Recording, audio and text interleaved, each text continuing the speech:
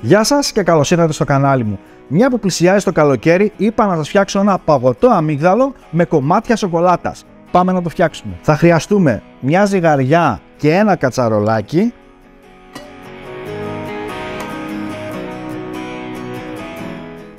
...400 γραμμάρια ρόφημα καρπός αμύγδαλο χωρίς ζάχαρη όλυμπος.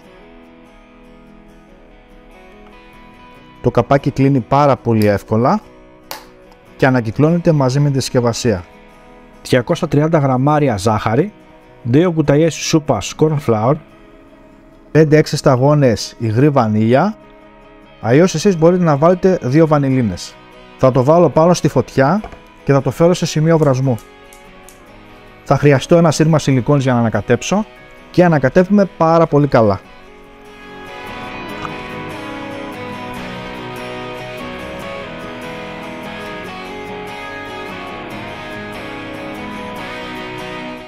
Με το που ξεκινήσει και φουσκώνει το μείγμα, κλείνω τη φωτιά και αποσύρω.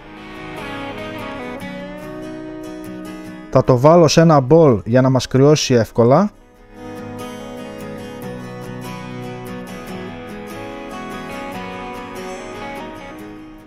Το αφήνουμε να κρυώσει σε θερμοκρασία δωματίου και έπειτα στο ψυγείο για 1 ώρα. Θα χρειαστώ ένα μπολ, 600 ml κρέμα γάλακτος όλυμπος με 35% λιπαρά. Τις κρέμες γάλακτος τις θέλουμε παγωμένες από το ψυγείο, όπως επίσης θα είναι καλά και το μπολ να είναι παγωμένο. Και χτυπάμε μέχρι που να έχουμε μια μαλαϊκή σαντιγί.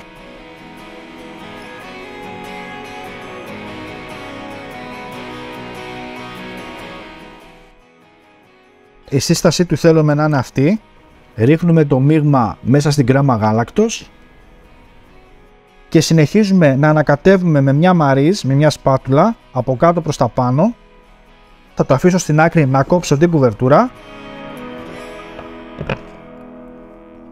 Εδώ έχουμε μια κουβερτούρα με 52% κακάο. Η ποσότητά μας είναι 100 γραμμάρια. Έχουμε κόψει την κουβερτούρα και θα τη ρίξουμε μέσα στο μείγμα. Με απαλές κινήσεις ανακατεύουμε να ενσωματωθεί καλά στο μείγμα. 100 γραμμάρια θρηματισμένο αμύγδαλο και ανακατεύουμε με απαλές κινήσεις. Και το μείγμα μας είναι έτοιμο. Τώρα θα το ρίξουμε σε μια φόρμα και το καλύβουμε με μια μεμβράνη. Και θα το βάλουμε περίπου για 6 με 7 ώρες στην κατάψυξη. Θα το αφήσουμε 10 λεπτά σε θερμοκρασία δωματίου πριν το σερβίρουμε.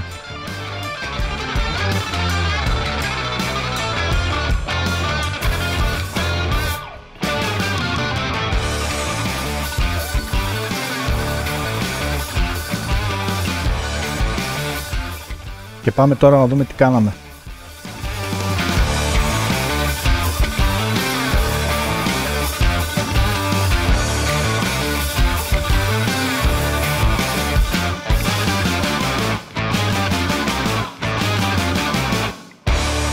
Αυτό ήταν το βίντεο, φίλο μου, για σήμερα. Ελπίζω να σας άρεσε η συνταγή. Θέλω να το φτιάξετε όλοι, να το δοκιμάσετε και να μου γράψετε εντυπώσεις κάτω στα σχόλια. Κάντε ένα like και μια κοινοποίηση για να το δουν και οι φίλοι σας. Μέχρι το επόμενο βίντεο, να περνάτε καλά. Γεια σας.